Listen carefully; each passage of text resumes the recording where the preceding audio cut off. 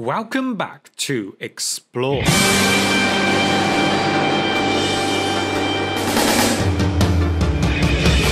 Today we take a look at one of the most popular game series of all time, Pokemon. Pokemon is a franchise that you will struggle to find anyone who has not heard its name before. All the way from the initial Pocket Monsters Red and Green games released in Japan all the way back in 1996, then all the way up to the most recently released Pokemon Sword and Shield games released in 2019. Overall, that means we are now up to 8 generations of games. 8! That's crazy when you really think about it. So that has to make you think, how, when we are now 24 years after the first release, do people keep getting excited and accept a new release of what some people would say is just the same game over and over? Well, let's have a look at this.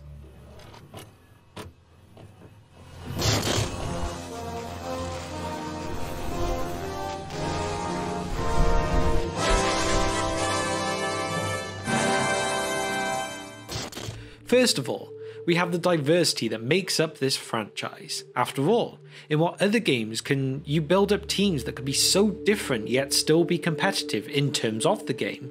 Between species choices, varying movesets, EV builds, IV builds, ability choice, hold item choice, and even the type of battle, there is so much diversity in Pokemon that the game literally never gets old once you start spending some time on it. If you take the time to really think about it, you will always be able to find a strategy that few, if any, people have ever noticed. So what could not be fun and rewarding about that? On your Game Boy, that's where. Pokemon for Game Boy is here. With both packs, you can catch them all. Now secondly, you can make the game pretty much as hard or as easy as you like. Not just in the case of changing a difficulty setting, but just simply by how much you really want to challenge yourself at it. So although you cannot literally just go in the menu and pick a beginner mode or a god mode type thing, you can guide your choices to make it however you like. For example, do you want to make the game easier? Well, overlevel your Pokemon, only use the most powerful ones, or you could even get a friend to trade you a seriously strong monster from the very beginning. Or perhaps you fancy a different challenge. All you really need to do is only use certain Pokemon, the weaker ones, do not let them evolve, or don't give them the best moves. It is completely up to you, and that is what makes it so much fun. You can really make anything of this game and make it as easy or hard as you wish for. Have you got what it takes? Pokemon Gold and Silver rated E for everyone. Gotta catch 'em all. Next, it is good to look at the classic Pokemon tagline, gotta catch 'em all. Collecting things is a very popular hobby throughout almost any interest. I mean, can you think of a hobby where there is not some form of collecting within it? Football shirts, playing cards, action figures. There are possibilities for a collection within almost anything and everything, and this just shows that collecting is something that appeals to human nature. So what is a great way to satisfy that urge? Collect something within a game. For the cost of simply just the game, you can collect hundreds of creatures and you can see that collection grow. After all, at this point now, there are over 800 known species of Pokemon. That's an insane amount to try and collect, but it sure makes for a fun old challenge if you really want to. But even within that, you could have little subcategories, like maybe you want to collect all the fire types or all the water types. You don't have to go for all 800 plus, you could just go for a specific type. You can really make of it whatever you wish. A new generation of Pokemon is taking over. And another point that people enjoy is being able to build competitive teams to take on the Pokemon world, whether they wish to enter tournaments with them or not. And every time there is a new release, you can start this process again, trying to beat your previous team, or just trying to go for a completely different style. It just gives you the chance for variety and the satisfaction of completing it over and over again, in whatever ways that you wish.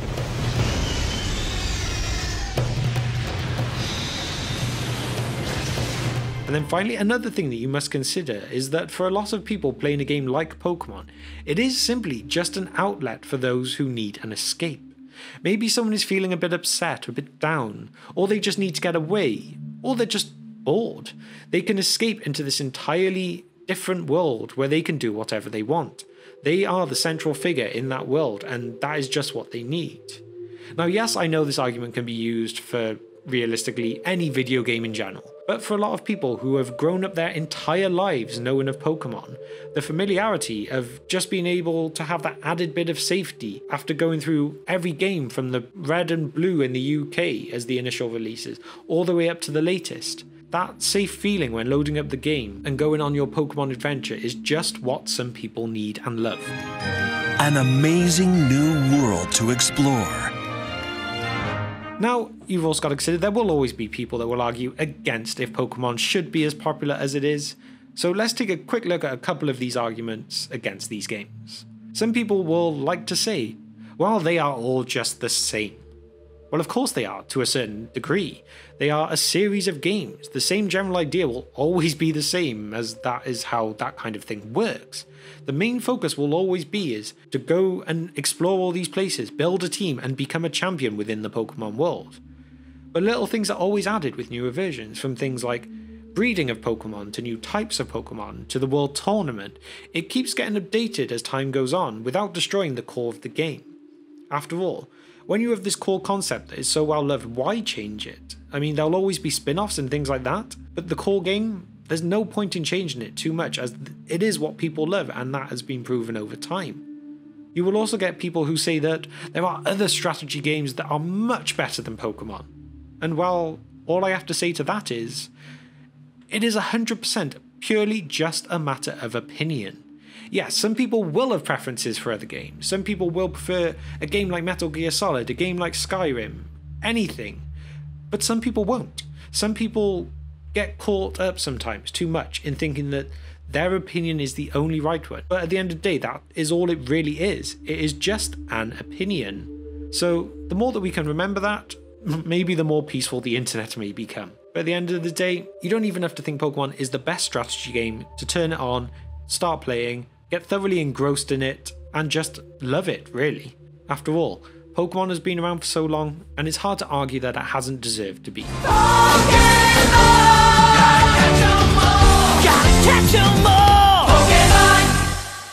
So there we have it, a little look at just why Pokemon is still going strong after over 20 years of game releases.